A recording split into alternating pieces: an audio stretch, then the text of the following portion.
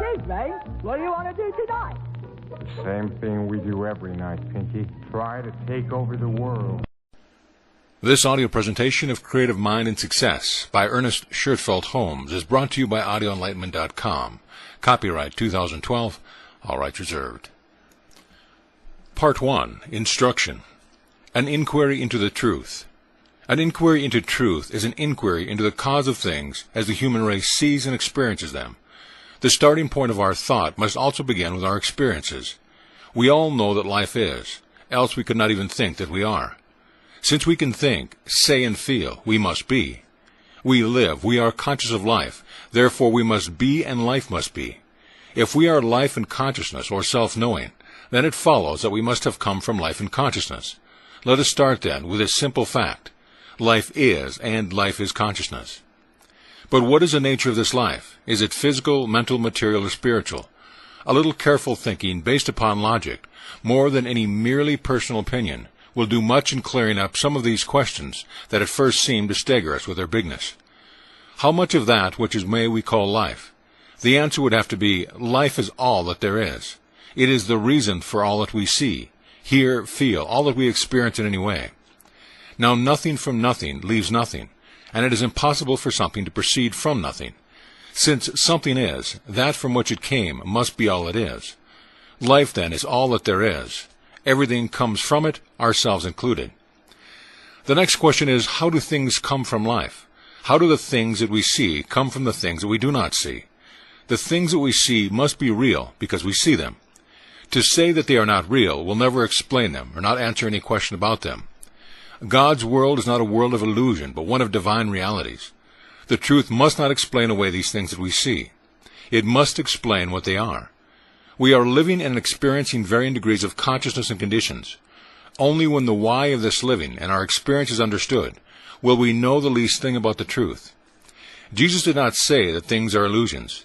He said that we must not judge from the standpoint of the seen, but must judge righteously of what with right judgment. And he meant that we must get behind the appearances and find out what caused it. So let us not in any way fool ourselves, nor allow ourselves to believe we have always been fooled. We are living in a world of realities. Whatever we have experienced is a reality as far as that experience is concerned. Although if we had had a higher understanding of life, the unpleasant experience might have been avoided. What life is? In the first place, what do we mean by life? We mean that which we see, feel, hear, touch, or taste, and the reason for it. We must have come into contact with all we know of life. We have already found what life is, or we could not have had any of these experiences. In the beginning was God or life. Out of this life which is, everything which is made, so life must flow through all things. There is no such thing as dead matter. Moreover, life is one, and it cannot be changed except into itself. All forms are forms of this unity, and must come and go through some interactivity. This interactivity of life or nature must be some form of self-consciousness or self-knowing. In our human understanding, we would call this inner knowing or consciousness thought. The spirit or life of God must make things out of himself through self-recognition or self-knowing, or, as we would call it, thinking. Since God is all, there is nothing to hinder him from doing what he wishes, and the question, how do things come into being, is answered. God makes them out of himself. God thinks or knows, and the thing which he thinks or knows appears for himself, and is made out of himself. There is no other possible explanation for what we see. Unless people are willing to begin here, they will never understand how it is that things are not material, but spiritual. Man's place in creation. But where does man come in? He is. Therefore it follows that he too is made out of God, since God or Spirit is all. Being made out of God, he must partake of his nature, for we are made in his image. Man is a center of God in God. Whatever God is in the universal, man must be in the individual world. The difference between God and man is one of degree and not of quality. Man is not self-made. He is made out of God.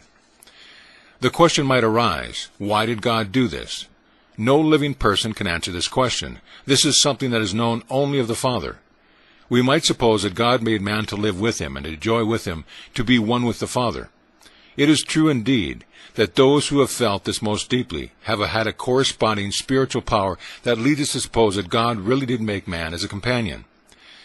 Man is the individual, and God is the universal. As the Father hath life within himself, so hath he given it to the Son to have life within himself. Man's mind is made out of God's mind, and all that man is or ever will be, all that he has or ever will have, must partake of the divine nature. Man did not make it so, but it is so, and he must accept the fact and see what he can do with it. If he has the same power in his individual life that God has in the universal, then this discovery will mean freedom from all bondage when he learns how to use the power. As God governs his universal world, so will man govern his individual world, always subject to the greater law in life. This could not be otherwise if we realize what follows from it, for so realizing we find ourselves living in a very different world from the one in which we thought we were living. God governs not through physical laws results, but first by inner knowing. Then the physical follows.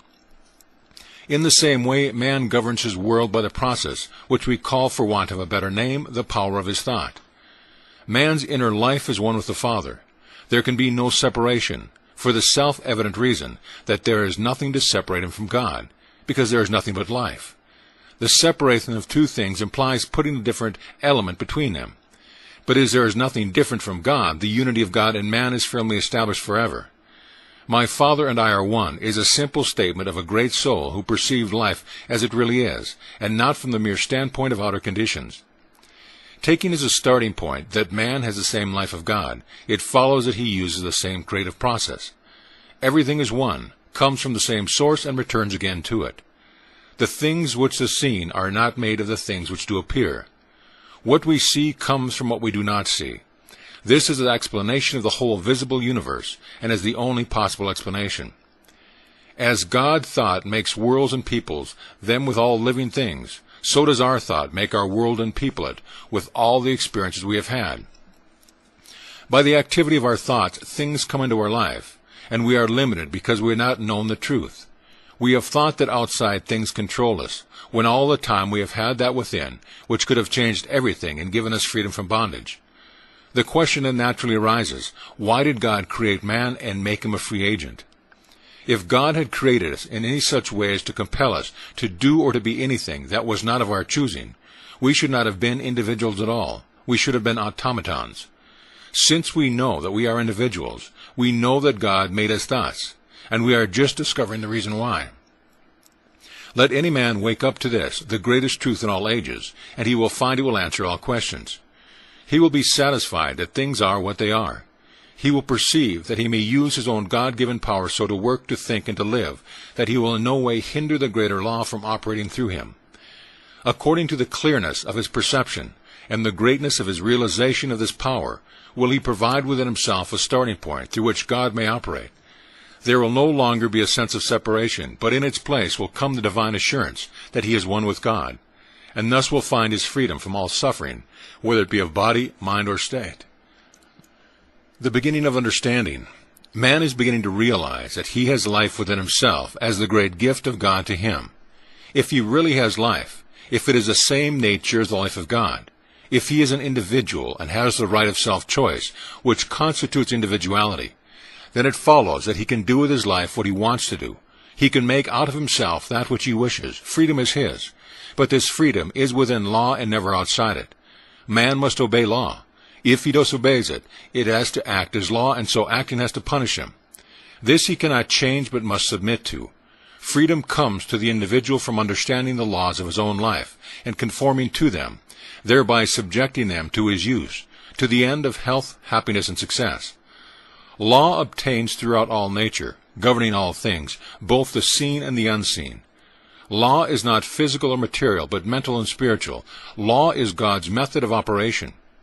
We should think of God as the great Spirit, whose sole impulse is love, freely giving himself to all who ask, and refusing none. God is our Father in every sense of the term, watching over, caring for, and loving all alike. While all is love, yet in order that things may not be chaotic, all is governed by law. As far as you and I are concerned, this law is always mental. Our conditions governed by our thinking. It is easy for the average person to see how it is that mind can control and to a certain extent govern the functions of the body. Some can even go further than this and see that the body is governed entirely by consciousness. This they can see without much difficulty. But it is not so easy for them to see how it is that thought governs their conditions and decides whether they are to be success or failures. Here we will stop to ask the question, if our conditions are not controlled by thought, by what then are they controlled? Some will say that conditions are controlled by circumstances. But what are circumstances? Are they cause or are they effect? Of course they are always effect. Everything that we see is an effect. An effect is something that follows a cause, and we are dealing with causation only. Effects do not make themselves, but they are held in place by mind or causation. If this does not answer your thought, begin over again and realize that behind everything that is seen is a silent cause. In your life, you are that cause. There is nothing but mind, and nothing moves except mind. We have agreed that, while God is love, yet your life is governed absolutely by mind or law. In our lives of conditions, we are the cause, and nothing more except as our mind moves it. The activity of our mind is thought. We are always acting because we are always thinking. At all times, we are either drawing things to us or we are pushing them away from us. In the ordinary individual, this process goes on without his ever knowing it consciously, but ignorance of the law will excuse no one from its effects. What, someone will say, do you think that I thought failure or wanted to fail? Of course not. You would be foolish to think that, but according to the law, which we cannot deny, you must have thought things that would produce failure.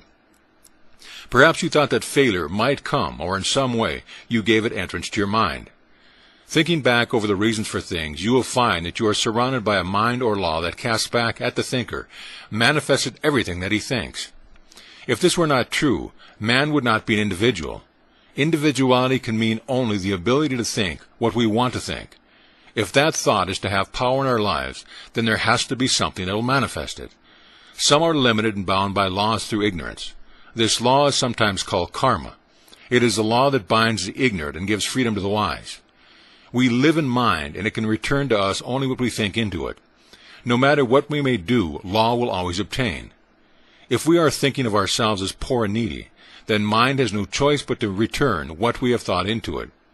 At first this may be hard to realize, but the truth will reveal to the seeker that law could act in no other way. Whatever we think is the pattern, and mind is the builder. Jesus, realizing this law, said, "It is done unto you even as you have believed." Shall we doubt but this great way shower knew what he was talking about? Did he not say, "It is done unto you"? What a wonderful thought. It is done unto you. Nothing to worry about. It is done unto you. With a tremendous grasp of the power of true spiritual thought, Jesus even called forth bread from the ethers of life. And at no time did he ever fail to demonstrate that when he knew the truth he is freed by the knowledge. Unconscious creation. The author once attended a patient who was suffering from a large growth. She was operated on, and about 50 pounds of water were removed. In a few days the growth had returned. Where did it come from? Not from eating or drinking. Neither did it move from one part of the body to another, as that would have increased her weight. It must have been created from elements which she took in from the air. It had to come from something not physically seen, something appearing from nothing, what we see. What we call creation is the same thing, the visible appearing from the invisible. Was not this phenomena creation? Cases as remarkable as this are occurring every day.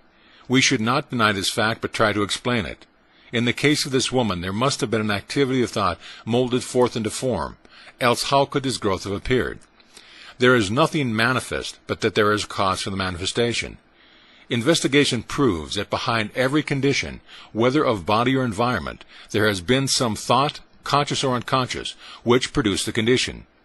In the case of this woman, the thought was not conscious, but creation is going on all the time. We should realize this and learn how to control it, so that it may be created for us the things that we desire, and not those things we do not want. Is it any wonder that the Bible says, "With all thy getting, get understanding"? Jesus understood all this, and so it was no more effort for him to do what he did than it is for us to breathe or to digest our food. He understood, that is all. Because Jesus did understand and did use these great laws with objective consciousness, people thought he must be God. And when today something unusual occurs, people think that a miracle has been performed. Jesus was not God. He was the manifestation of God, and so are all people. I say ye are gods, and every one of you sons of the Most High. A thinking person will be compelled to admit, In view of all this, that creation is first spiritual, through mental laws, and then physical in its manifestation. Man does not really create, and he uses creative power that already is. Relatively speaking, he is the creative power in his own life. And so far as his thought goes, there is something that goes with it that has the power to bring forth into manifestation the thing thought of. Hitherto men have used this creative power in ignorance, and so have brought upon themselves all kinds of conditions. But today hundreds of thousands are beginning to use these great laws of their being in a conscious, constructive way. Herein lies the great secret of the New Thought movement, under their various names and cults and orders. All are using the same law, even though some deny to others the real revelation. We should get into an attitude of mind wherein we should recognize the truth whenever we find it. The trouble with most of us is that unless we see a sugar in a sugar bowl, we think it must be something else, and so we stick to our petty prejudices instead of looking after principles. First steps. The first thing to realize is that since any thought manifests, it necessarily follows that all thought does the same. Else how should we know that a particular thought we were thinking of would be the one that would create? Mind must cast back all or none. Just as the creative power of the soil receives all seeds put into it, and at once begins to work upon them, so mind must receive all thought, and at once begin to operate upon it. Thus we find that all thought has some power in our lives and over our conditions. We are making our environment by the creative power of our thought. God has created us, thus we cannot escape it. By conforming our lives and thought to a greater understanding of law, we shall be able to bring into our experience just what we wish, letting go of all that we do not want to experience and taking in the things we desire. Every person is surrounded by a thought atmosphere. This mental atmosphere is a direct result of thoughts, which in turn becomes a direct reason for the cause of that which comes into our lives. Through this power, we are either attracting or repelling. Like attracts like, and we attract to us just what we are in mind. It is also true that we become attracted to something that is greater than our previous experience by first embodying the atmosphere of our desire. Every business, every place, every person, everything has a certain mental atmosphere of its own. This atmosphere decides what it is to be drawn to it. For instance, you never saw a successful man who went around with an atmosphere of failure. Successful people think about success. A successful man is filled with the subtle something which permeates everything that he does with an atmosphere of confidence and strength. In the presence of some people, we feel as though nothing were too great to undertake. We are uplifted. We are inspired to do great things, to accomplish. We feel strongly, steady, sure. What a power we feel in the presence of big souls, strong men, and noble women. Did you ever stop to inquire why it is that such persons have this kind of effect over you, while others seem to depress, to drag you down, and in their presence you feel as though life were a load to carry? One type is positive, the other negative.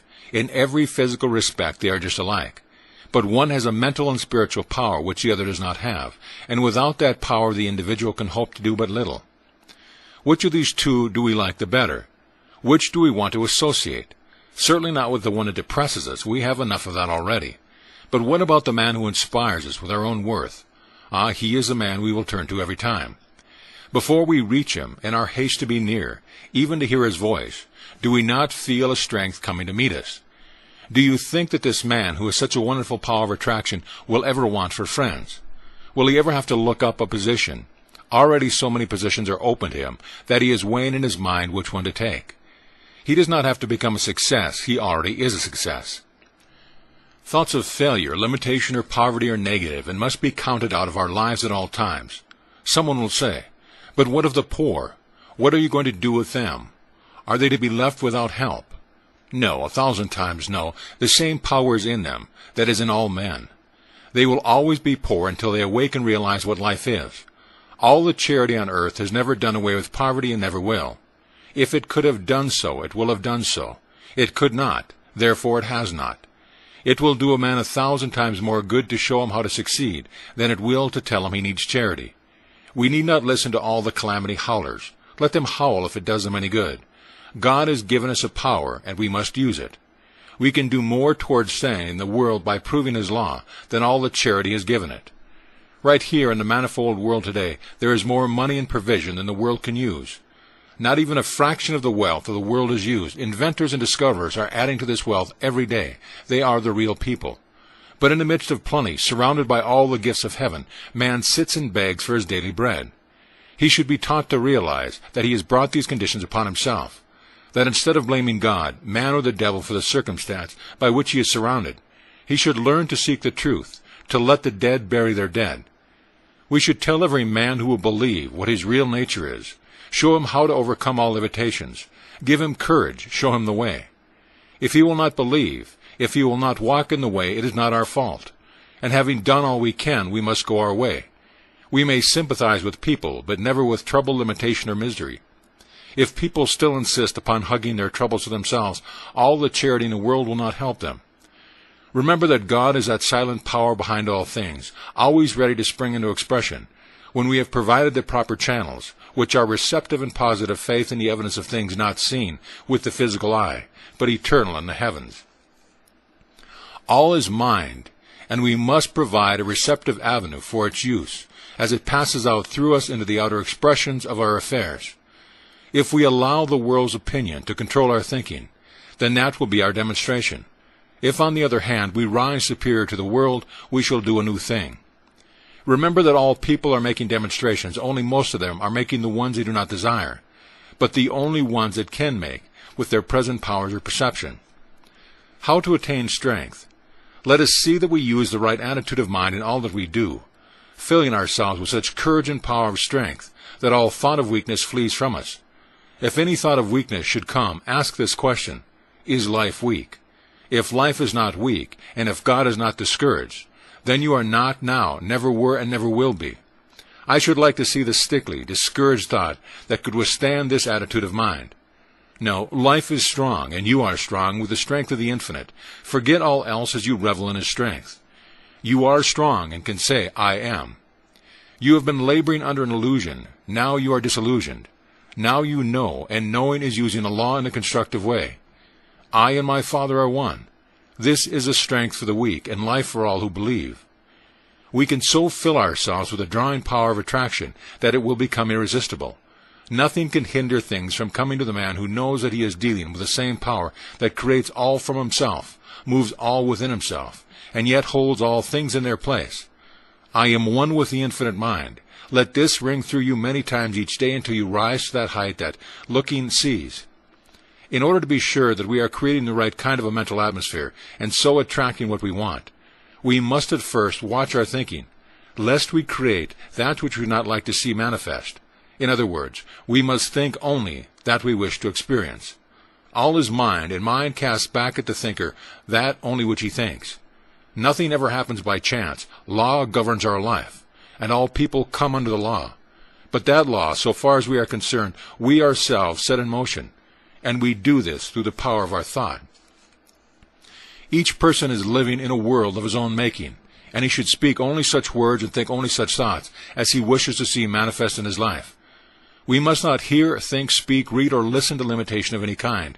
There is no way under heaven whereby we can think two kinds of thoughts and get only one result. It is impossible, and the sooner we realize it, the sooner we shall arrive. This does not mean that we must be afraid to think, lest we create the wrong image. But it does mean that the way most people think can produce nothing but failure. That is why so few succeed. The person who is to succeed will never let his mind dwell on past mistakes. He will forgive the past in his life and the lives of other people. If he makes a mistake, he will at once forgive it. He will know that so long as he desires any good, there is nowhere in the universe anything that opposes him. God does not damn anyone or anything. Man damns everything and everyone.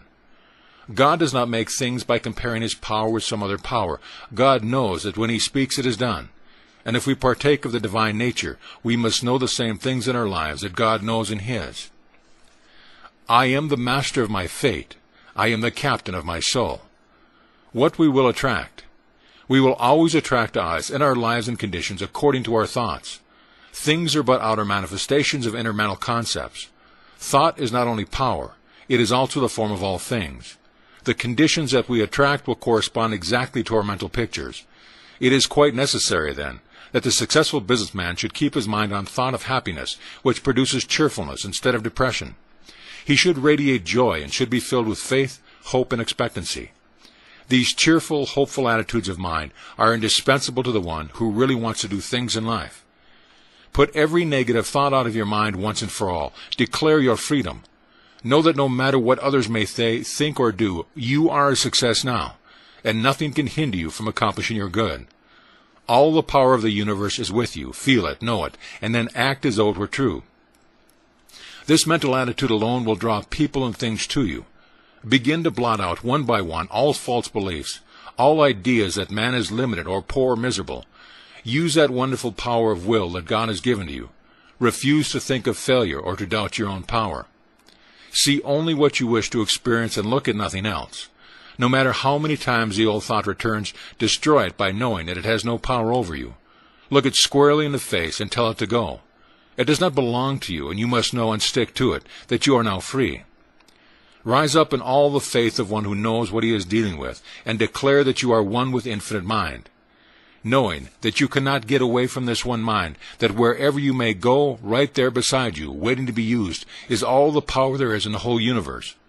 When you realize this, you will know that in union with this, the only power, you are more than all else. You are more than anything that can ever happen to you. More about the power of attraction. Always remember that Spirit makes things out of itself. It manifests in the visible world by becoming the thing that it wills to become. In the world of the individual, the same process takes place. It is given to man to use creative power. But with the using of this power comes the necessary of using it as it is made to be used. If God makes things out of his thoughts before they come into manifestation, then we must use the same method. You can attract only that which you first mentally become and feel yourself to be in reality without any doubting. A steady stream of consciousness going out into creative mind will attract a steady manifestation of conditions. A fluctuating stream of consciousness will attract the corresponding manifestation or condition in your life. We must be consistent in our attitude of mind, never wavering. James said, "Ask in faith, nothing doubting, for he that doubteth is like a surge of the sea driven by the wind and tossed. For let not the man think that he shall receive anything of the Lord." We are all immersed in an aura of our own thinking. This aura is the direct result of all that we have ever said, thought, or done. It decides what is to take place in our life. It attracts what it is like to itself and repels what is unlike. We are drawn towards these things that we mentally embody. Most of the inner processes of thought have been unconscious, but when we understand the law of all that we have to do is to embody consciously what we wish, and think of that only, and then we shall be drawn silently to it. We have this law in our hands to do with as we will. We can draw what we want only as to let go of the old order and take up the new, and this we must do to the exclusion of all else. This is no weak man's job, but an undertaking for a strong, self-reliant soul, and the end is worth the effort. The person who can hold his thought one-pointed is the one who will obtain the best results. But this does not imply the necessity of strain or anything of strenuous nature. On the contrary, strain is just what we must avoid. When we know that there is but one power, we shall not struggle. We shall know, and in calmness we shall see only what we know must be of the truth. This means a persistent, firm determination to think what we want to think, regardless of all outer evidence to the contrary. We look not to the seen, but to the unseen.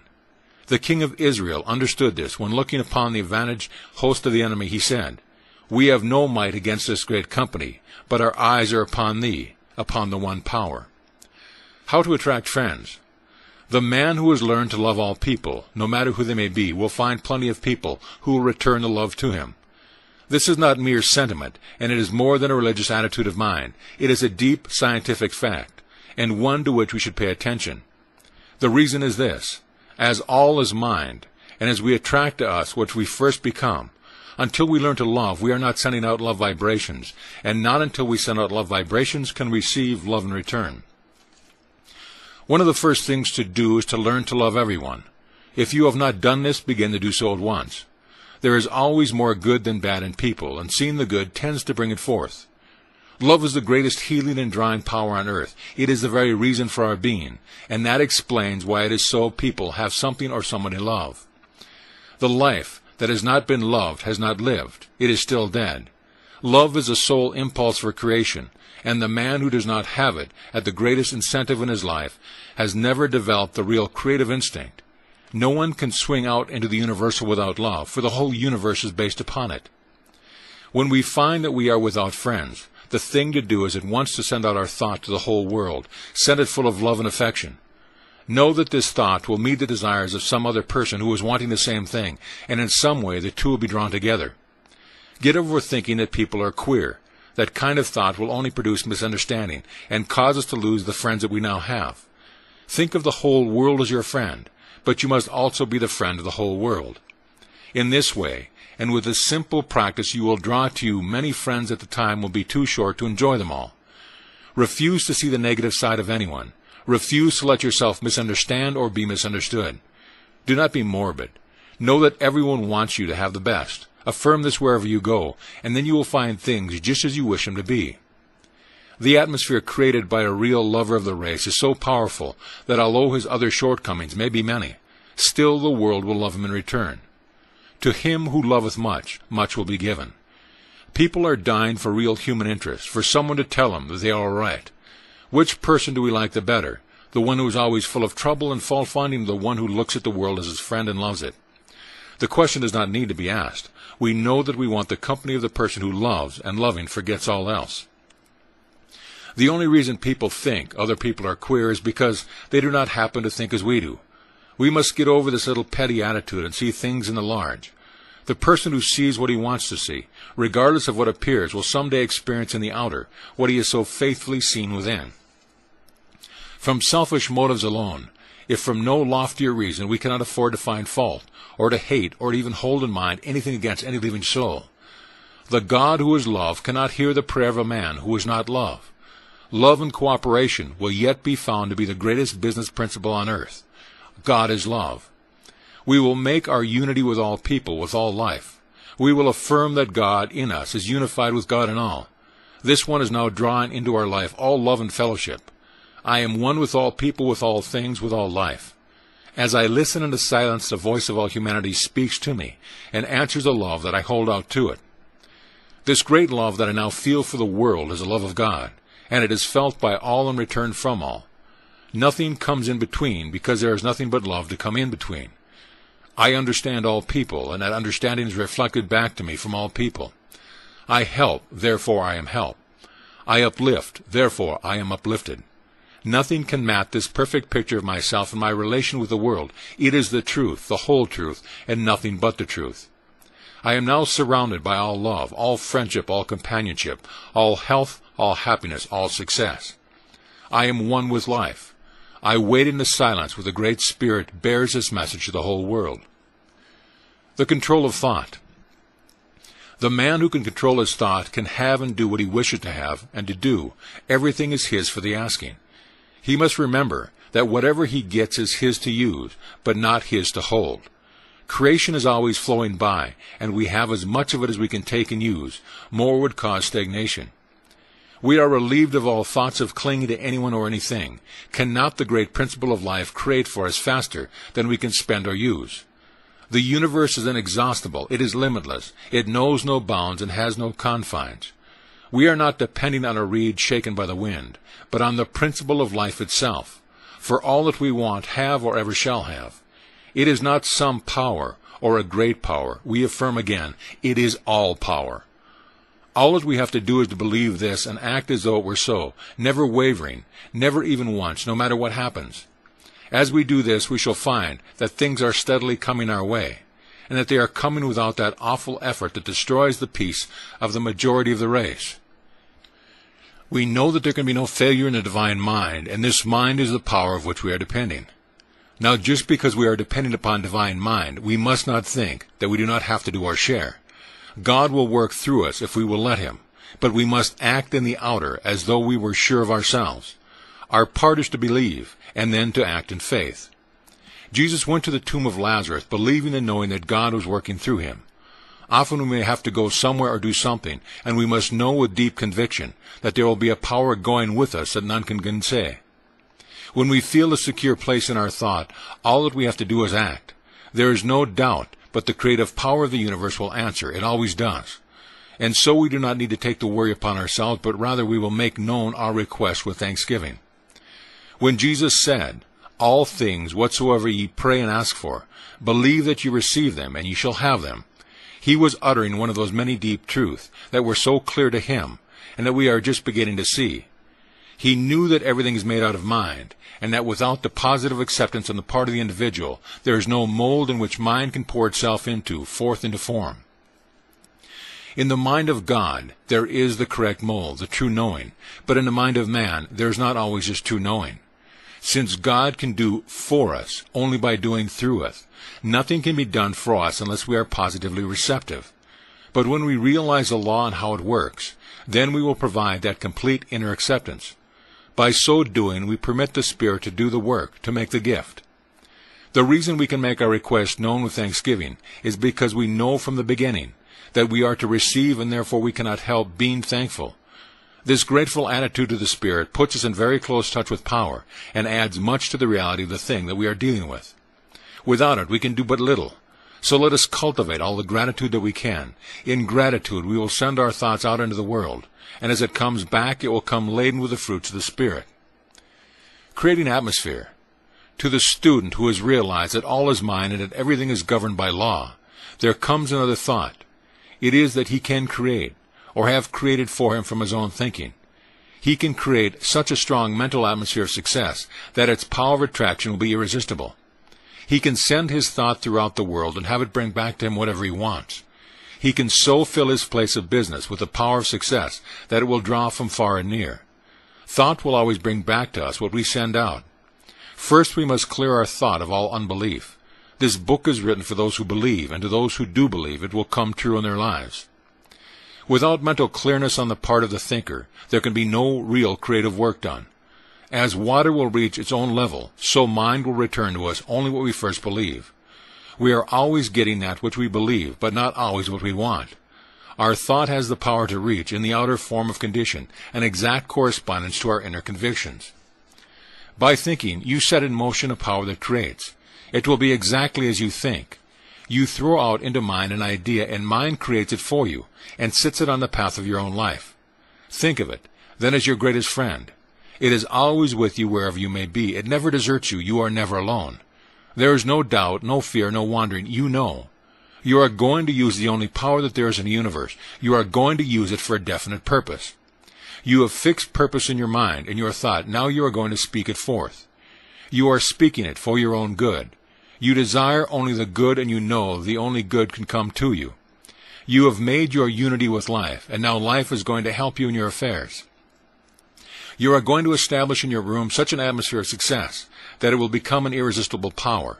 It will sweep everything before it as it realizes the greatness and the almightiness of the One. You are so sure that you will not even look to see if it is going to happen. You know. And now your word, which is one with the infinite life, is to be spoken in calm, perfect trust. It is to be taken up, and at once it is to be operated on. Perfect is the pattern, and perfect will be the result. You'll see yourself surrounded by the thing that you desire. More than this, you are the thing that you desire. Your word is now established in it forever. See this, feel it, know it. You are now encompassed by perfect life, by infinite activity, by all power, by all guidance. The power of the Spirit is drawing you to all people. It is supplying you with all the good. It is filling you with all life, truth, and love. Wait in perfect silence while that inner power takes it up, and then you know that it is done unto you.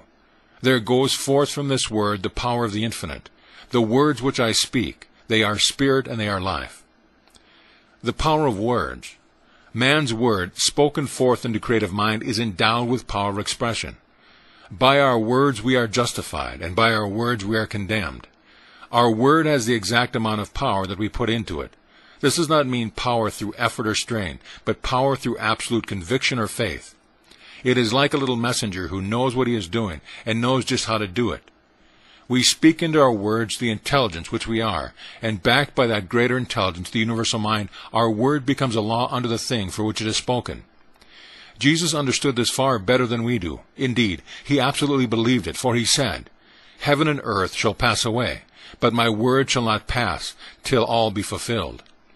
This makes our word inseparable from absolute intelligence and power. Now, if any word has power, it must follow that all words have power. Some words may have a greater power than others according to our conviction, but all words have some power. How careful, then, we should be what kind of words we are speaking.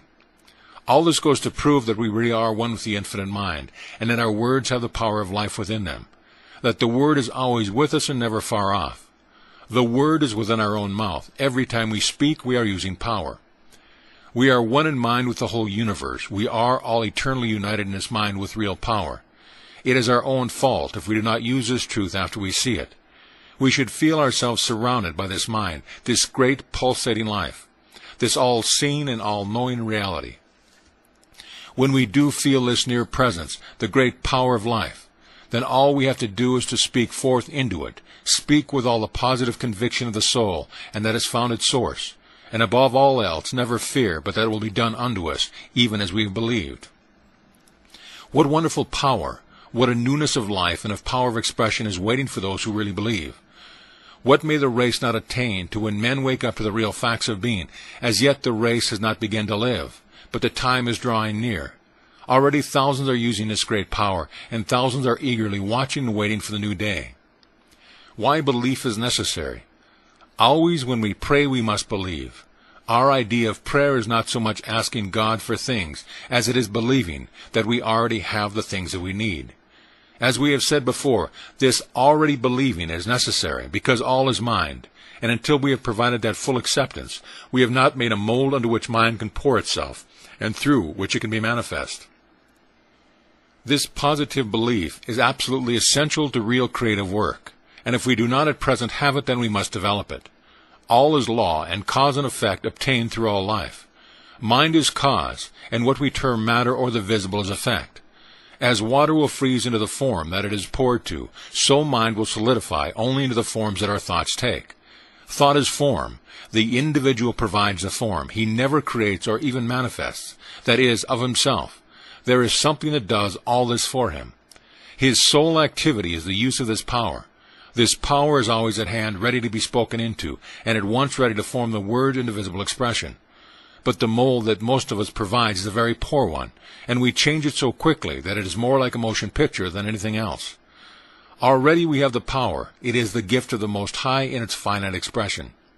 But our ignorance of its use has caused us to create the wrong form, which in a turn has caused mind to produce the form, which we have thought into it. From this law of cause and effect, we may never hope to escape. And while we may think of it as a hard thing at first, yet when we understand, we shall see it as an absolute justice without which there could be no real self-acting, individual life at all. Because of our divine individuality, even God may have to wait our recognition of Him and His laws. People in business will do well to remember this, and so to form their thought, that they will be willing to receive when they send out. No thought of discouragement or disorder should ever be created, but only positive assurance, strong thoughts of success, of divine activity, the feeling that with God all things are possible, the belief that we are one with the great mind. These are the thoughts that make for success. The realization that we are dealing with one and not with two powers enables us to think with clearness. We are not troubled about competition or opposition or failure, because there is nothing but life, and this life is continually giving to us all that we can ask for, wish, or think into it. We can now see how essential it is that thought should be held one-pointed, that we should think always and only upon what we want, never letting our mind dwell on anything else. In this way the Spirit works through us. Where so many fail, the ordinary individual sitting down to give a treatment to his business unconsciously does just the thing that he should have avoided, and then he wonders why he did not get the desired results. Most people simply sit and wish for or long for something. They may even have a great desire or hope. They may even go so far as to believe that their desire is going to happen. All this is good as far as it goes, but it does not go far enough. What we must do is to provide that already having received attitude. This may seem hard at first, but we can easily see that it is necessary. And it is the only way that mind works. This is what we must do. Power is, and mind is, and life is, but they have to flow through us in order to express in our lives. We are dealing with law, and nature must be obeyed before it will work for us. Just realize that this law is as natural a law as any other of God's laws, and use it with the same intelligence that you would use the law of electricity. Then you will get the desired results. We provide the thought form around which the divine energies play, and to which they attract the condition necessary for the fulfillment of the thought. When we give a treatment, this is all that we have to do. But before we can even do this, we have to clear our minds of all fear, of every sense of separation from the divine mind. Law is, but we must enforce it or use it in our own lives. Nothing can happen to us that is not first an accepted belief in our own consciousness. We may not always be aware of what is going on within, but practice will enable us to control our thought more and more, so that we shall be able to think what we want to think, regardless of what may seem to be the case.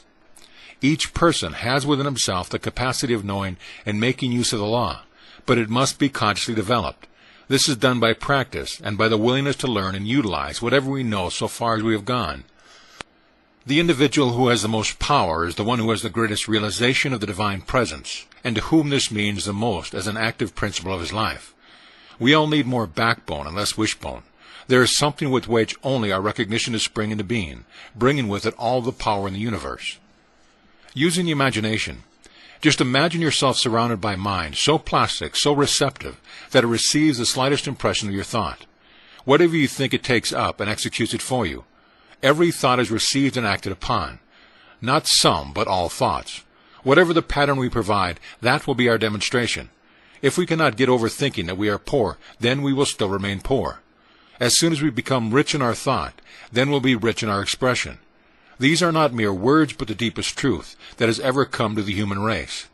Hundreds of thousands of the most intelligent thinkers and the most spiritual people of our day are proving this truth. We are not dealing with illusion, but with the realities. Pay no more attention to the one who ridicules those ideas than you would to the blowing of the wind. In the center of your own soul, choose what you want to become, to accomplish. Keep it to yourself. Every day in the silence of absolute conviction, know that is now done. It is just as much done, as far as you are concerned, as it will be when you experience it in the outer. Imagine yourself to be what you want to be. See only that which you desire. Refuse even to think of the other. Stick to it. Never doubt. Say many times a day, I am that thing. Realize what this means. It means that the great universal power of mind is that, and it cannot fail. Man's right of choice. Man is a created an individual, and as such he has the power of choice. Many people seem to think that man should not choose, that since he has asked the Spirit to lead him, he need no longer act or choose. This is taught by many teachers, but is not consistent with our individuality.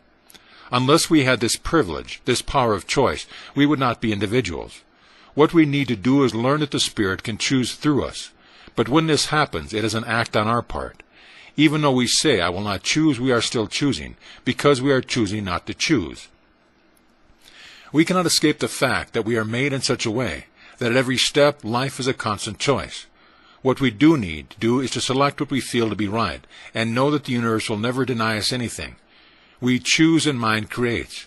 We should endeavor to choose that which will express always a greater life, and we must remember that the Spirit is always seeking to express love and beauty through us. If we are attuned to these and are working in harmony with the great creative power, we need have no doubt about its willingness to work for us.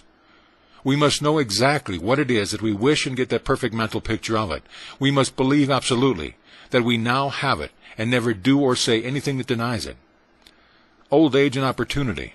One of the besetting errors of people is a belief that they are too old to do things. This comes from a lack of understanding that life really is. Life is consciousness and not years. The man or woman who is 70 years old should be better able to demonstrate than the man who is only 20. He should be evolved a higher thought, and it is thought and not conditions that we are dealing with. Amelia Barr, who was 53 before she wrote a book. After that she wrote over 80, all in which had a large circulation. Mary Baker Eddy was 60 before she began her work, and she attended to all her great activities until she passed from this plane to a higher one. The author of this book once took a man who was over 60, one who thought his chance for success had gone, and through teaching him these principles in a year's time, made him a prosperous businessman. He is now doing well and has never been in his life so happy. The last time he was interviewed, he said that business was increasing every day, and it had not begun yet. Every day he stands in a store and claims more activity. He speaks the word and realizes increase all the time. If this were not true, then life would not be worth the living. What is a few years in eternity? We must get over these false notions about age and competition. In the truth, the word competition is never mentioned. The people who think about it have never known the truth. Life is what we make it from within and never from without. We are just as old as we think we are, no matter what the number of years may have been when we have lived on this planet. Demonstrating success in business. All demonstrations take place within ourselves. Creation is eternally flowing through all things. The law is always working from that inner pattern. We do not struggle with conditions. We use principles which create conditions. What we can mentally encompass, we can accomplish, no matter how hard it may seem from the outside. All external things are but the outer rim of inner thought activity. You can easily prove this for yourself. If you are in business, say running an ice cream stand or a counter, and are not doing good business, look carefully into your own thought and see what you will find. You will find that it is an established belief that the business is not good. You are not feeling a sense of activity. You will not find within your thought any feeling of success. You are not expecting many customers. Now suppose someone comes along and says to you, "What is the matter? Why are you not doing more business?" This is about what the answer would be. People don't seem to want what I have to sell. Or perhaps something like this: "I am too old to compete with modern methods." Or even, "Well, times are hard." All this is negative thought. Now this man to whom you are talking does not believe a word you have said. He knows that causation is in mind and not in matter. And he said, "The whole thing is in your mind. The trouble with you is that you don't feel that you are a success." Perhaps you have heard something of this before. If so, you will ask him what he means, or perhaps you think he is talking about something peculiar. But we are taking it for granted that you are so anxious to do something to make your business a success that you'll be willing to try anything, so you ask him to explain. He begins by telling you all is mind. Nothing moves but mind moves it, and you are a center in this mind. You do not understand how this relates in any way to your business, but he goes on to say that your thought decides whether your business shall be success or failure. Here you become indignant, and ask if he means to tell you that you want to fail. Of course he knows you do not, and he explains that while you wish success, you are thinking failure, fearing it, and there is a law that makes your thought, never asking questions, but at once sets about its fulfillment. You become interested and ask how this can be. In return you are asked this question: how did anything come into being? This sets you to thinking, and of course you realize there was a time when nothing existed but life. So whatever has come into being must have come from that life, for what we come from must come from that which we do not see. You have to admit that. Then what you do not see must be the cause of everything, and you must also admit that, and that cause works by laws. This you are compelled to admit. Then this law, being everywhere, must be in you. This is harder for you to see, but after much thought you begin to realize that it is so. Then you, without knowing where your thought process were leading you, have concluded that you yourself are the reason for what happens in your life, be it success or failure. God couldn't make you any other way and at the same time make you a self-choosing individual. This is plain. So what are you going to do about that? This is what you must do. For every time that you have thought failure, you are going to replace it with a strong, radiant thought of success. You are going to speak activity into your business. You are going daily to see something but activity and to know that this is the law that you are using, universal law, and as such your thought is as sure as the thought of God. Daily you are going to give to the great creative mind exactly what you want to happen. You will see only what you desire, and in the silence of your soul you will speak, and it will be done unto you. You will come to believe that a great divine love flows through you in your affairs. You will be grateful for this love. It fills your life. It satisfies your soul. You are a different man. You are so filled with activity and courage that when you meet people, they will wonder at your energy. They will begin to wish simply to come in contact with you. They will feel uplifted. In the course of a few months, you will be a success. People will come to you and say, "How do you do it?" The answer will be the same that was given to you a few months ago. Let the man who is speaking to the public do the same thing. Let him daily see throngs of people coming to hear him. Let him see nothing else. He will experience what he feels and sees. Always remember this. Life is from within outward, and never from without inward. You are the center of power in your own life. Be sure and not take on false suggestion. The world is full of calamity howlers. Turn from them, every one, no matter how great you think they may be. You haven't the time to waste over anything that is negative. You are a success, and you are giving to a law every day just what you want done. And the law is always working for you. All fear is gone, and you know that there is but one power in all the universe. Happy is the man who knows this, the greatest of all the truth. The whole thing resolves itself into our mental ability to control our thought. The man who can do this can have what he wants, can do what he wishes, and become what he wills.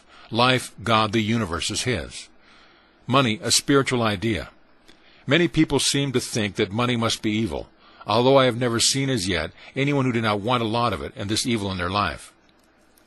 If all is an expression of life, then money is an expression of life, and as such must be good. Without a certain amount of it in this life, we would have a hard time. But how to get it? That is the race problem. How shall we acquire wealth? Money didn't make itself, and not being self-creative, it must be an effect. Behind it must be the cause that projects it. That cause is never seen. No cause is ever seen.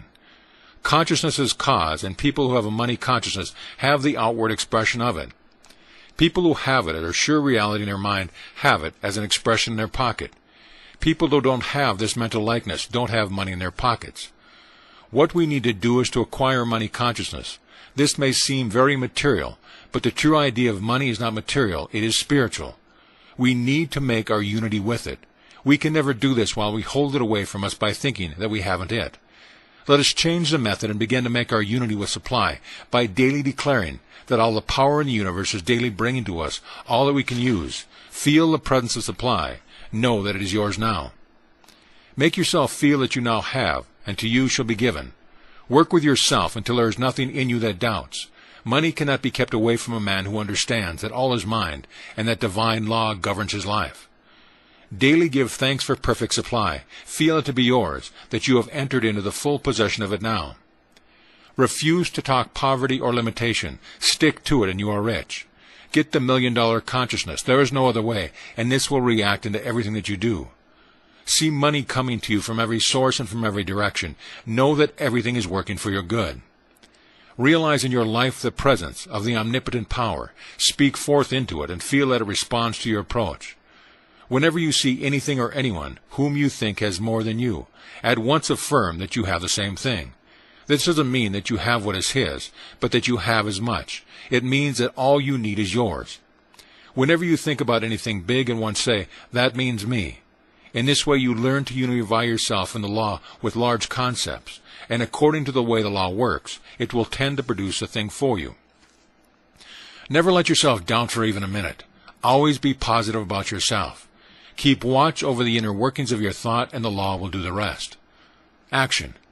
The universe is teeming with activity. There is motion everywhere. Nothing ever stands still. All activity comes from mind. If we want to be in line with things, we must move. This doesn't mean that we must strain or struggle, but we must be willing to do our part by letting the law work through us. God can do for us only as we will allow him to do through us. Intelligence gives us ideas, and in turn we work on them. But our work is no longer done in any sense of doubt or fear, for we know that we are dealing with something that never makes a mistake. We proceed with a calm confidence, born of the inner trust and the power that is infinite.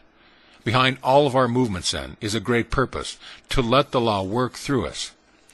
The law of activity must be compiled with. We must be willing to take the way of outer activity. Jesus went to the tomb of Lazarus. We may have to go there, but there will accompany us something that never fails. The law of activity we must use in our business. So many business places that we go to have such an atmosphere of inactivity, produce such a drowsy feeling, that we at once lose all interest in what is going on. We don't feel like buying. We have that place without any apparent reason and go into another. Here we feel that all is life, all is motion, all is activity. We feel confident that this is the place we are looking for. We will buy here. We find just what we want. We are satisfied with our purchase and go away cheerful. Now, to create this activity, something more than thought is essential. Not that it does not come first, but the one who has this thought of activity will naturally manifest it in a vigorous, energetic movement, which helps to produce a spirit of activity in his business and in everything he undertakes. Wherever you see a man who does not move, then you will find one whose thought is inactive. The two always go together. A man in a store or place of business should always be moving his goods. He should always be doing something. People will see this, and getting the thought of activity behind it will want to trade there. We are not attracted to a store that always has the same thing on the same shelf. The world likes action, change. Action is life. Let a clerk in a store think activity and begin to manifest it, even though he may not be waiting on customers, and in a short time he will be waiting on them. Alertness is the word. Always be alert. There must be mental alertness before there can be physical activity. Act as though things were happening, even though they might appear to be. Keep things moving, and soon you'll have to avoid the rush. Activity is genius. Half the scores that you go into make you sleepy before you get out, and you feel as though you can't get out fast enough. The other half are alive, and those are the ones who are doing the business of the world. The man who is active in his thought doesn't have to sit by himself to think. He works while he thinks, and so complete with the law which is to work through him. The thought of activity makes him move, and the thought of confidence makes his movement sure, and the thought of supreme guidance makes his work intelligent. We must be careful and not get into ruts, always be doing something new and different, and you will find life becomes a great game in which you are taking the leading part. Life will never become tiresome to the active mind and body. It is so interesting that we wonder if we will ever get enough of it. Some people get into such lazy mental habits that a new idea cannot find entrance. Great things are done by people who think great thoughts, and then go into the world to make their dreams come true. If you can't find anything new to do, go home and change the bed around, and the piano, put the cook stove in the parlor, and eat on the back step for a time. It will start something moving and changing in you that will never stop. The wide-awake person can find so many things to do that he hasn't time enough to begin in this life, and he knows that eternity is necessary to carry out the ideals that he already has evolved. Everything comes from mind, but mind acts on itself, and we must act on ourselves and on conditions, not as a slave, but as a master. Be interested in life, if you want life to be interested in you. Act in life, and life will act through you. So will you also become one of the great people on earth. Ideas of the infinite. Suppose that we wish to draw from the universal mind some definite idea, some guidance, some information, some leading. How are we going to do this? First, we must become convinced that we can. Where do all the inventions come from? Where does Edison get his information about electricity? Where, if not direct from the mind of the universe? Everything that has ever come into the race comes direct from the mind. There is nothing else it could come from. Every invention is but a discovery of something that already is, although we may not have seen it. Where does the harmony of music come from? Where could it originate except in mind? Does not a great musician listen and hear something that we do not hear? His ear is attuned to harmony, and he catches it straight from life itself and interprets it to the world. We are surrounded by the music of the spheres, but few of us ever catch the sound. We are so filled with trouble that the divine melody is never heard. If we could see, if we could hear, if we could understand, if we only realized the presence of the All, what could we not do? When a great thought springs up in the mind of an individual, when a great poem is written, when a great work of art is wrought by some receptive artist, it is simply a sign that the veil is thin between he has caught a glimpse of reality. But for most of us, inspiration is not to be depended on, and we must take the slower but nonetheless sure method of receiving straight from the infinite. The method is a simple one and very effective when you want to know a certain thing or how to begin a certain line of action. First, you must be quiet within yourself. You must not be confused by any outward appearance. Never become disturbed by effects. They didn't make themselves and have no intelligence to contradict you. Be quiet until you realize the presence of absolute intelligence all around you, of the mind that knows. Now get a perfect picture of just what you desire. You cannot get a picture unless you know what it is that you want. Put your mind in touch with universal mind, saying just what you are waiting for. Ask for it. Believe that you are receiving it, and wait. After a few minutes, declare that you now know, even though you may not seem to know. Yet in the depth of consciousness you have received the impression. Give thanks that you now receive. Do this every day until you get some direction. It is sometimes a good thing to do this just before you go to sleep. Never, after you have done this, deny the knowledge that has been given you. The time will come when some idea will begin to take form. Wait for it, and when it does appear, act upon it with all the conviction of one who is perfectly sure of himself. You have received understanding straight from the source of all understanding, knowledge from the source of all knowledge. All can do this if they will be persistent. It is a sure direction and guidance and will never fail us. But we must be sure that we are not denying it in other moments, what we affirm in the moments of faith. In this way, we will make fewer mistakes, and in time our lives will be controlled by supreme wisdom and understanding. Don't be a leaner. Never lean on other people. You have strength of your own that is great enough to do all that is necessary. The Almighty has implanted genius within the soul of everyone, and what we need do is to unearth the inner genius and cause it to shine forth. We will never do this while we look to others for guidance. To thine own self repair. Wait thou within the silence dim, and thou shalt find him there. All the power and intelligence of the universe is already within, waiting to be utilized. The divine spark must be fanned into a blaze of the living fire of your own divinity. Self-reliance is the world to dwell on. Listen to your own voice. It will speak in terms that are unmistakable. Trust in your own self more than in all else. All great men have learned to do this. Every person with his own soul is in direct communion with the infinite understanding. When we depend on other people, we are simply taking their light and trying to light our path with it. When we depend on ourselves, we are depending on the inner voice that is God, speaking in and through man. Man is the inlet and the outlet to all there is in God. God has made us and brought us up to where we recognize our own individuality. From now on, we will have to let Him express through us. If it were different, we should not be individuals. Behold, I stand at the door and wait. This is a statement of the near presence of the power. But we, the individual, must open the door.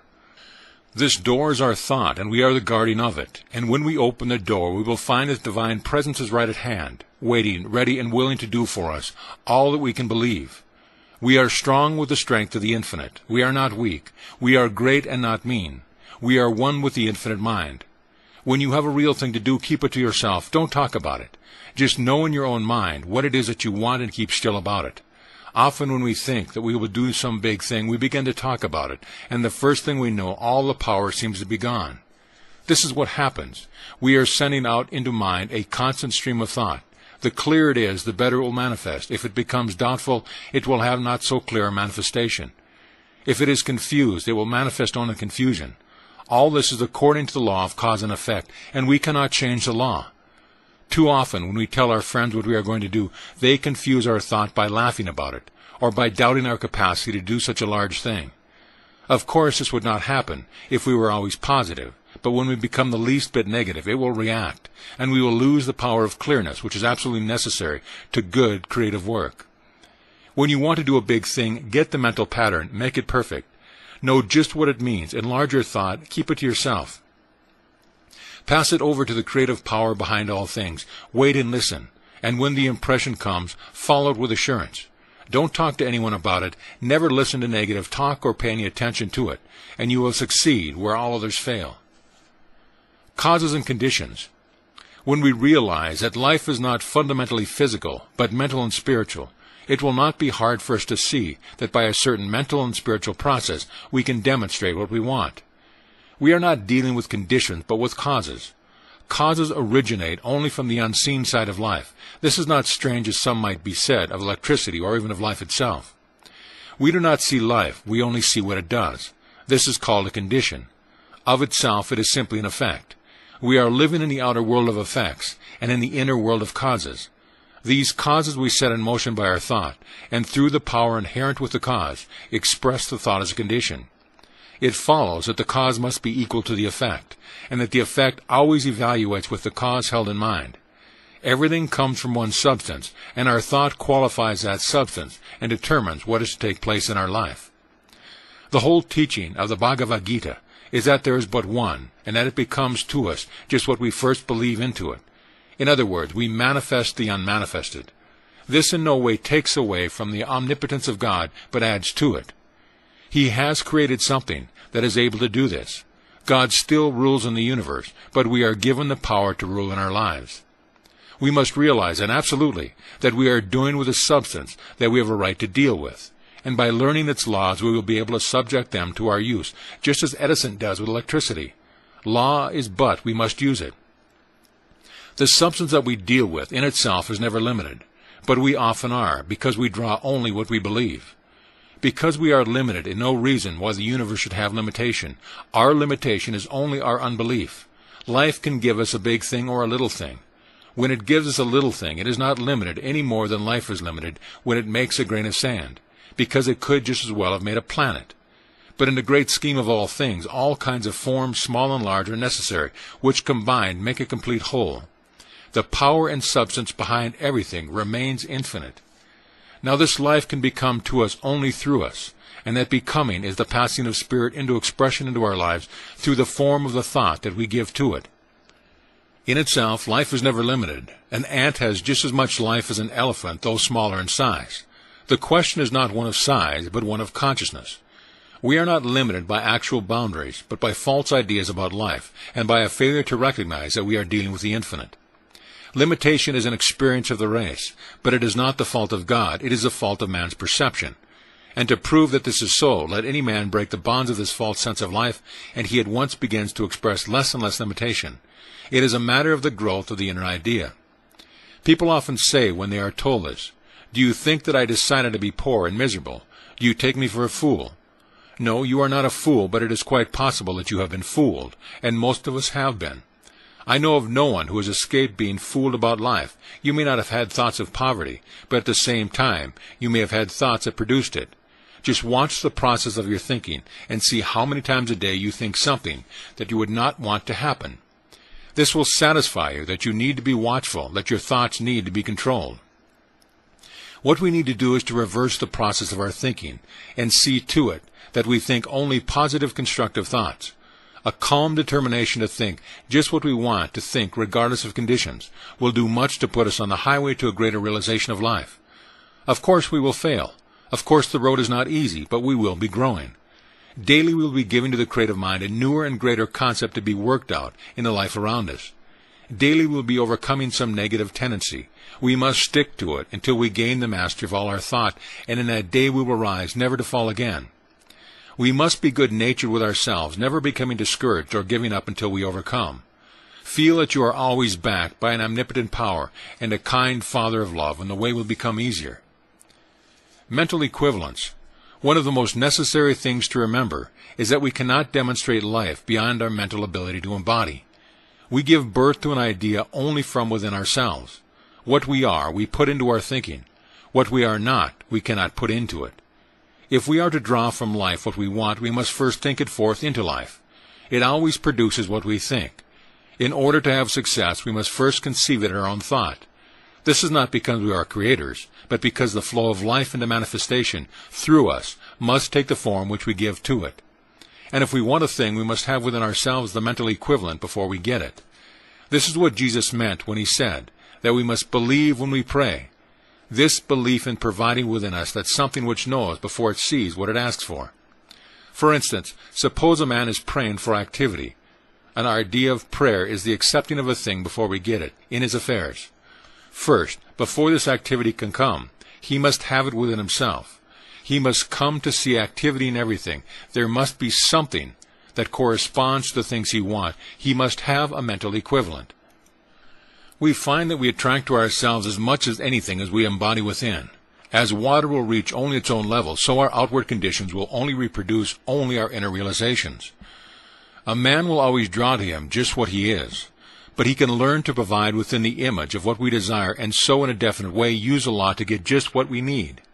If at first we do not have a great realization of activity, we will have to work on what we do have. And as our outer conditions come up to meet the inner cause, we will find it is much easier to enlarge the inner receptivity for something greater and more worthwhile. Of one thing we may be assured, we must all start somewhere, and that somewhere is within ourselves.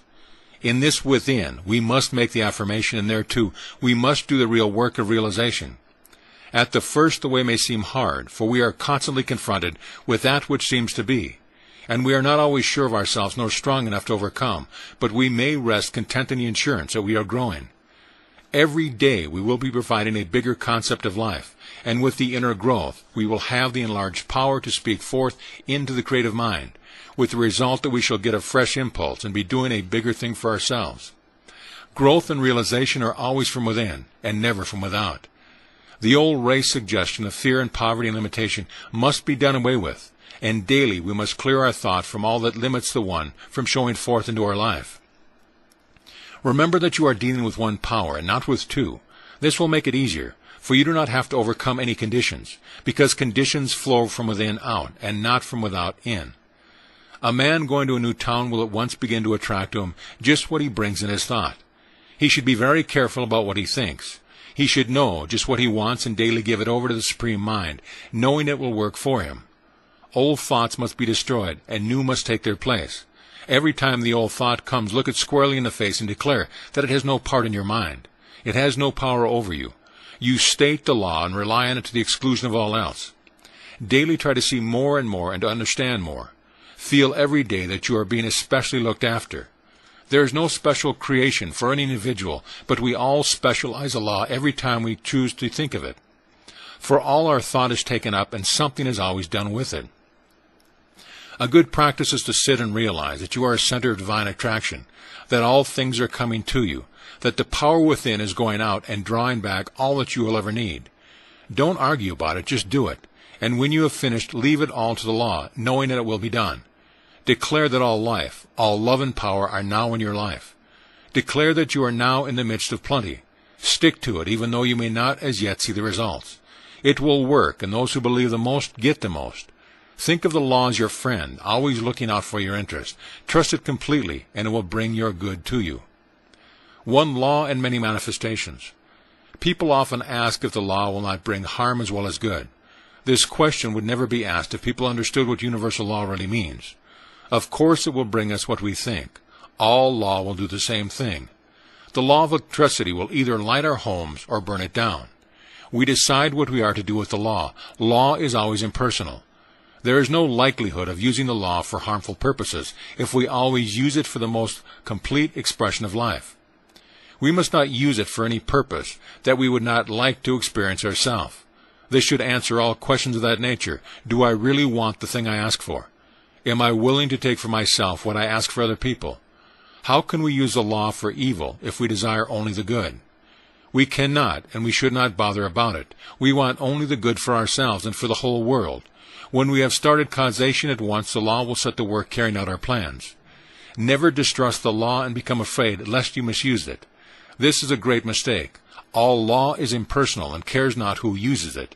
It will bring to all just what is already in their thoughts. No person can long use it in a destructive way, for it will destroy himself if he persists in doing wrong.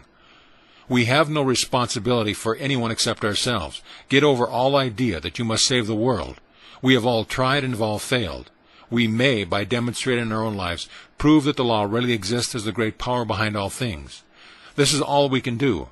Everyone must do the same thing for himself. Let the dead bury the dead, and see that you live. In this you are not selfish, but you are simply proving the law governs your life. All can do the same when they come to believe, and none until they believe.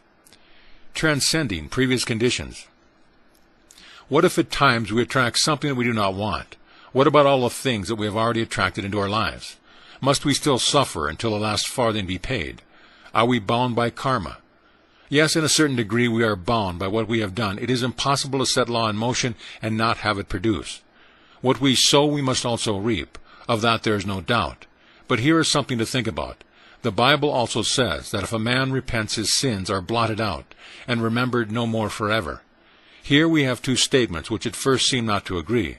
The first says that we must suffer from what we have done, and the second that under certain conditions we will not have to suffer. What are these conditions? A changed attitude toward the law. It means that we must stop thinking and acting in the wrong way. When we do this, we are taken out of the old order and established in the new.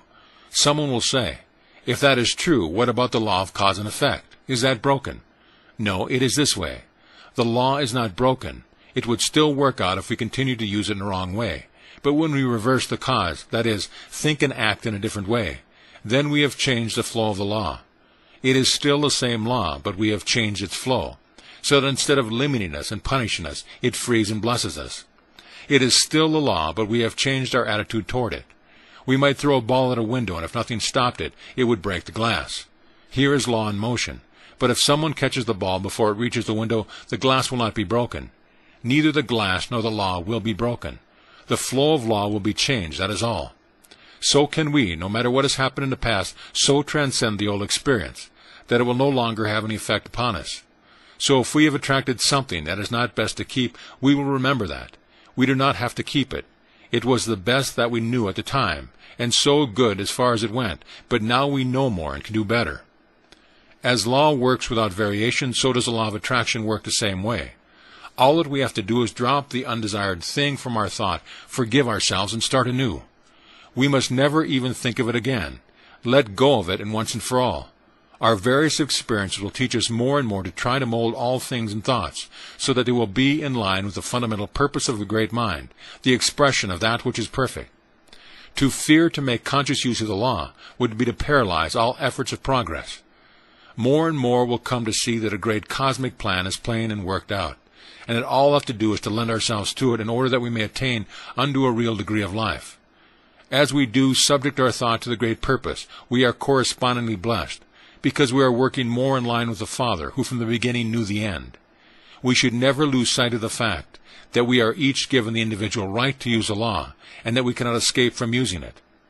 Let us then go forward with the belief that a greater power is working through us, that all law is a law of good, that we have planted our seed of thought in the mind of the Absolute, and we can go our own way, rejoicing in divine privilege of working with the infinite. Understanding and misunderstanding. There are many persons who are constantly unhappy because they seem always to be misunderstood. They find it hard to use the law of attraction in an affirmative way, and they keep on drawing to themselves experiences which they would rather have avoided. The trouble with them is that there is always an undercurrent of thought which either neutralizes or destroys whatever helpful thoughts they have set in motion in their moment of great strength. Such persons are usually very sensitive, and while this is the quality which is most creative when under control, it is most destructive when uncontrolled, because it is the most chaotic. They should first come to know the law and see how it works, and then treat themselves to overcome all sensitiveness. They should realize that everyone in this world is a friend, and prove this by never saying anything unkind to anyone or about anyone. They must within themselves see all people as perfect beings, made in a divine image, and see nothing else. They will in time be able to say that this is also the way that all people see them. Holding this as a law of their lives, they will destroy all negative thought, and then, with that power which is always in a sensitive person, but which is now under control, when they find that life is theirs to do with as they please, the only requirement being that as they sow, so must they also reap. We all know that anything that is unlike good is of short duration, but anything that embodies the good is like God, ever present and eternal. We free ourselves through the same law under which we first bound ourselves. The ordinary individual unknowingly does something that destroys any possibility of getting good results in the demonstration of prosperity. He affirms his good and makes his unity with it, and this is right, but he does not stop looking at it in others, which is wrong and is a cause of confusion. We cannot affirm a principle and deny it in the same breath. We must become what we want, and we will never be able to do that while we still persist in seeing what we do not want, no matter where we see it. We cannot believe that something is possible for us without also believing the same for every individual. One of the ways of attainment is, of a necessity, the way of universal love, coming to see all as the true sons of God, one with the infinite mind. There is no more sentiment but the clear statement of a fundamental law, and that man who does not obey it is opposing the very thing that brought him into expression.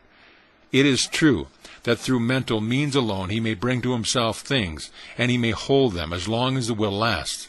This is the ordinary way, but we want more than compelling things to appear. What we want is that thing that should gravitate to us, because we are employing the same law that God uses. When we so attain this attitude of mind, then that which is brought into manifestation will never be lost, for it will be as eternal as the law of God, and cannot be destroyed forever. It is a comfort to know that we do not have to make things happen, but that the law of divine love is all that we will ever need. It will relieve the overworked brain and the fagged muscle just to be still, and know that we are one with the all in all. How can we enter in if at one at the same time we are believing for ourselves and beholding the beam in our brother's eye? Does that not obstruct the view and pervert our own natures? We must see only the good and let nothing else enter into our minds. Universal love to all people and to all things is but returning love to the source of all love, to him who creates all in love and holds all in divine care. The sun shines on all alike. Shall we separate and divide where God is so carefully united? We are dividing our own things when we do this, and sooner or later the law of absolute justice that weighs out to each one his own just measure will balance the account, and then we shall be obliged to suffer for the mistakes we have made. God does not bring this agony on us, but we have imposed it on ourselves. It from selfish motives alone, we must love all things and look upon all things as good, made from the substance of the Father. We can only hope to bring to ourselves that which we draw through the avenue of love.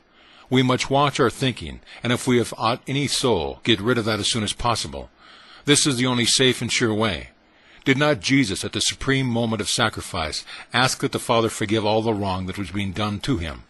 Shall we suppose that we can do it in a better way? If we do not at the present time love all people, then we must learn how to do it, and the way will become easier when all condemnation is gone forever, and we behold only good. God is good, and God is love. More than this we cannot ask nor conceive.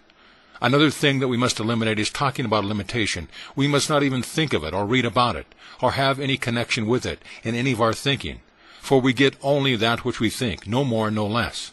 This will be a hard thing to do, but if we remember that we are working out the science of being, though it may seem long and hard at times, we sooner or later do it, and once done it is done forever. Every step in advance is an eternal step, and will never have to be taken again.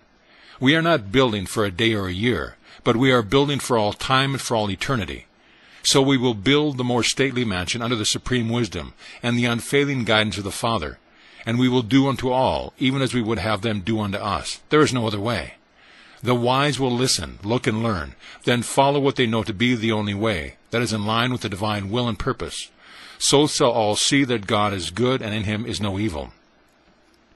Unusual experience. In demonstrating the truth of supply, we do not have to experience any peculiar emotion or psychic experience.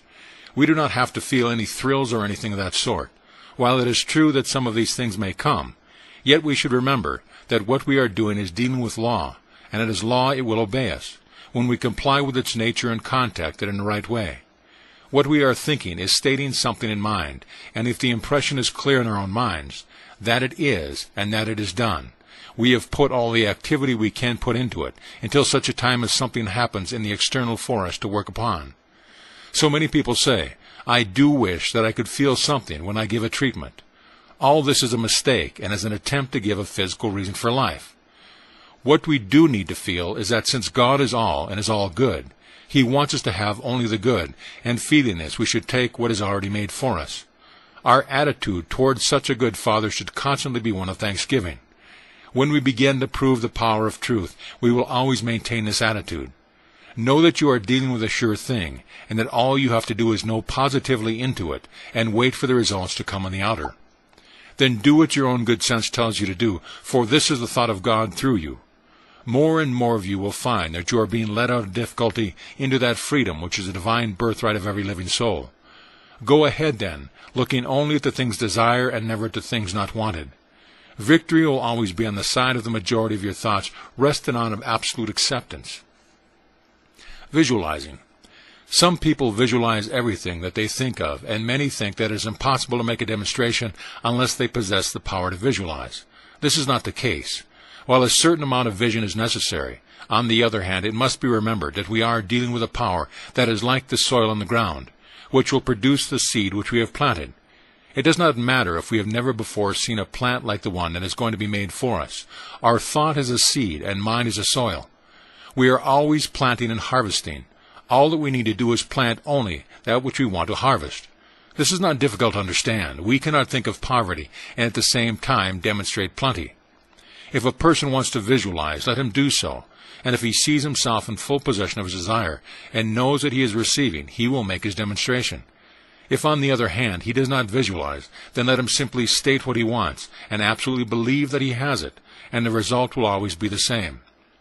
Remember that you are always dealing with law, and that this is the only way that anything should come into existence. Don't argue over it. That means you have not as yet become convinced of the truth of you would not argue. Be convinced and rest in peace. Where demonstration takes place. Does demonstration take place in the patient, the practitioner, or in the mind of God? Let us see. We are in the mind of God, and so it must take place there. But the patient is always in the mind of God, and there would be two minds, and so it must take place in the mind of the patient also. But that is the mind of God, so what does it matter where it takes place? We do not have to project our thought, because mind is right at hand, and never leaves us at any time. All that we have to do is know within ourselves, and when we are absolutely convinced, we will have made the demonstration. As far as the practitioner is concerned, all that he has to do is to convince himself. Here his work begins and ends. There is a power that will look after the rest. Is this not the supreme attitude of faith in higher power? Of course it is. And the more of that faith that we have, the easier it will be for us, and the quicker we will receive an answer to our prayer. If you have a simple, childlike faith, it will produce. But it should give us a greater faith when we know something of the way that the law operates. It follows, then, that we should, by understanding, have so great a faith that we shall never fail to get the affirmative answer to all our thoughts. Every victory will strengthen us until the time will come when we will no longer have to say, I hope or believe, but I know. End of Part 1.